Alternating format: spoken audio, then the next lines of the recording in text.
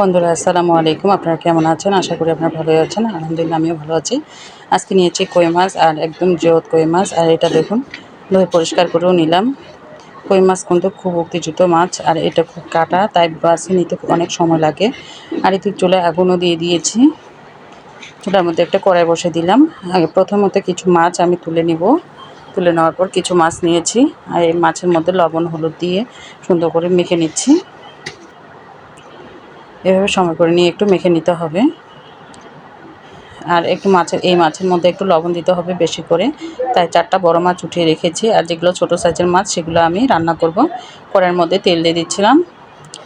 আজকে চুলার পাটটা এত কালি পড়েছে। কালকে আমি এটা পরিষ্কার করে নেব।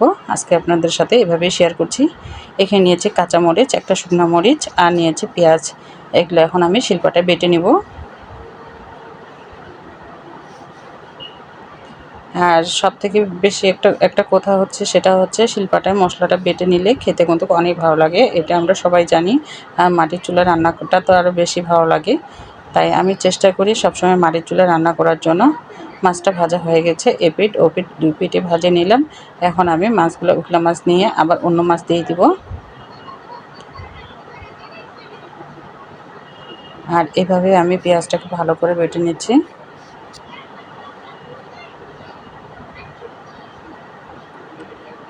শিলপাটা একটু মিহি করে বেটে নিব। আর এই যে ভাজা মাছটা আমি তুলে নিচ্ছি।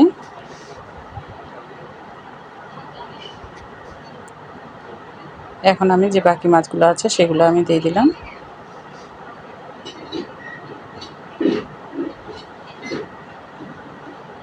এখন মশলাটা আমি একটা ছোট প্লেটের মধ্যে তুলে নিচ্ছি।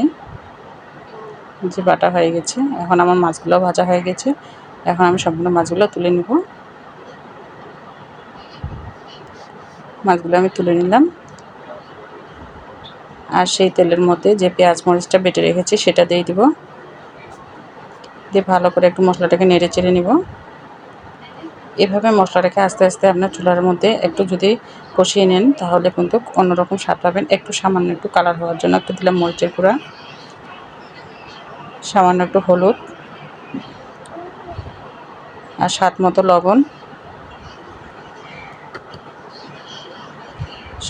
লবণ। আর এখানে নিয়েছি বাড়ির একদম টাটকা কচুমুখী। আর এই কচুমুখিটা দিয়ে আজকে আমি এই কই মাছগুলো রান্না করব। আপনারা আমার মতো কে কে